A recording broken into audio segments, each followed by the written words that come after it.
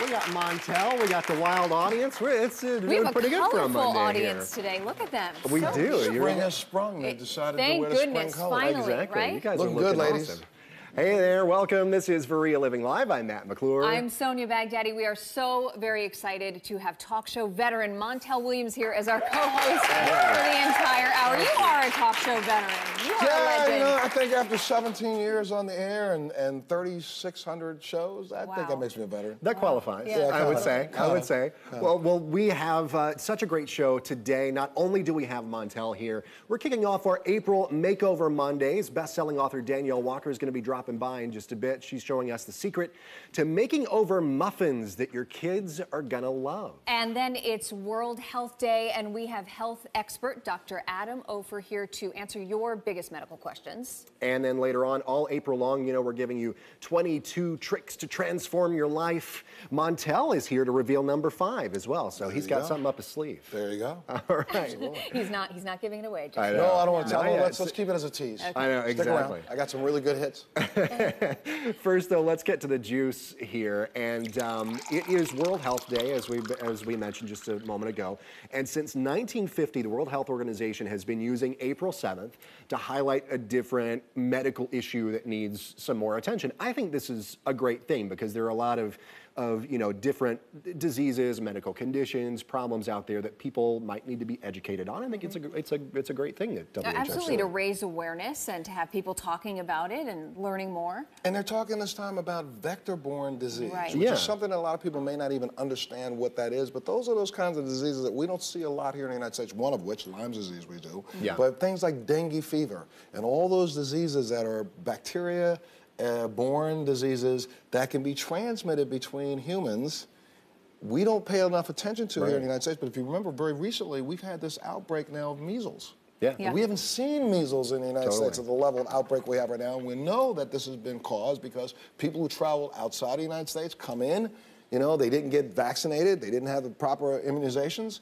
and they bring it in, and now you're going to spread this stuff. So we need to pay attention. And you mentioned Lyme disease. Particularly, you see it in the Northeast. My husband was just diagnosed with Lyme disease a few months ago, and it's scary because you don't know a lot about it. And so, you know, you'll go to your doctor, they give you antibiotics, and then at that point you hope for the best. You know? And when it comes again to Lyme disease, you're absolutely right. Here in the United States, outside of the United States, the research that's been done on Lyme disease is absolutely phenomenal. There's treatments going on in Panama, treatments going on in Europe, but we don't have the same level of different types of treatments made available to people. I will guarantee you your husband's not been talked about. They haven't talked to him about hyperbarics. No, right? no. They haven't talked to him about some other treatments that I'm not going to go through them all because I may end up getting in trouble with some doctors who are going to tip me that don't want you to have this information in a weird way. Homeopathic or naturopathic. But believe me, right now we know around the world they recognize hyperbarics as being one of the frontline tools to battle Lyme disease, and your husband hasn't even told about it yet. That's true. So that's what we're doing. We're educating you, right? Come on with it. We are educating, and we want to talk about another story that's making headlines today. Has a lot of people scratching their heads because a teacher in Tennessee, her name is Jennifer Mitz, she's saying she was forced to resign because she took a student to the ER and paid for her medical bills. Now, the school is claiming that Jennifer chose to resign, but now there's been a petition started to get her reinstated. Now, she's taught at that school for 8 years. She has a long history there as a great teacher.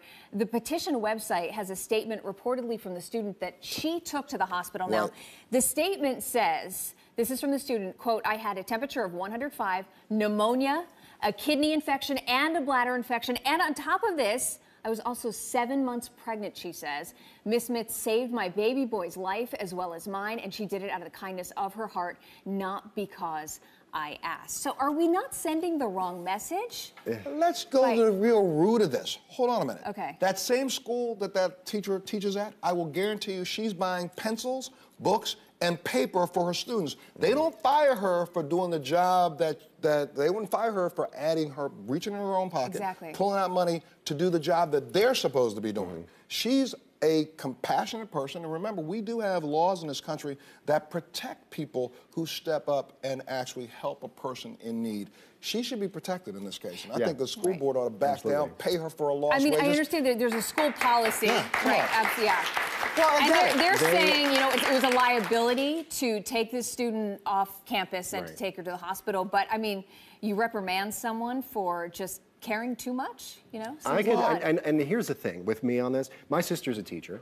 My mother-in-law is a teacher. I have a lot of teachers in my life.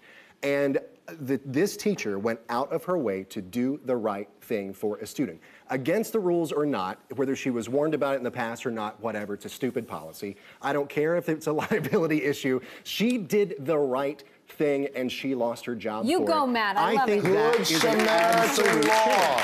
Absolute shame.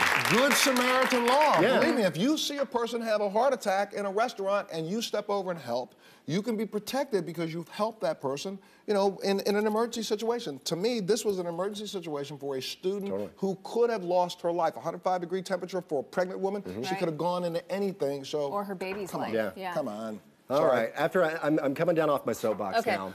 No, and we're going to move on. Come on, we didn't come off the soapbox. We're going to move on to the next one. This is a little bit more a positive story regarding school here.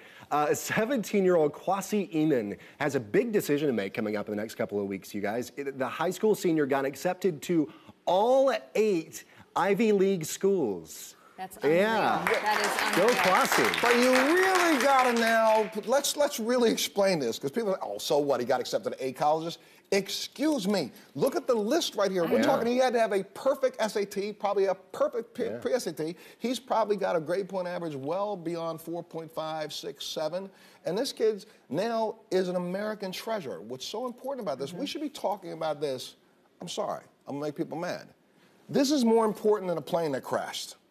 This is more important because we got to face the facts, folks. Right now in this country today, we are losing a portion of our population that is the most educated.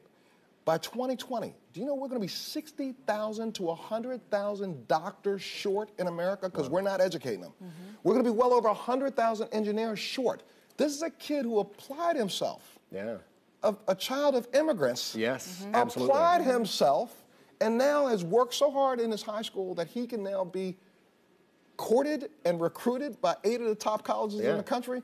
This should be one of the biggest stories that America talks about. I'm giving him we're not going to talk about it. I mean, when these are your 8 options, then you're doing pretty well. Can you imagine the acceptance letters starting to come in? You're hoping that, you know, you get accepted to 1, and then they just start rolling in. Oh yeah, he got like 7 acceptance letters on one day. The top colleges in the country, though. It'll be interesting to watch his path now, crazy. and to see what he can do anything. The sky's the limit. Well, I hope that he sets a really good example for all of his other peers to let them know that it's guys like that are going to be part of the future of making sure America maintains the democracy that we have. Absolutely. All right, well, we're going to take a quick time out here. Do not go away. Coming up in just a bit, Montel is revealing his secrets to staying healthy. First, though, we want to, or do you want to know the new hair loss treatment that's got scientists so excited? Well, we're telling you what it is in today's News in 90. It's coming up. You're doing that because I'm here today? No, we do this for our producers, actually.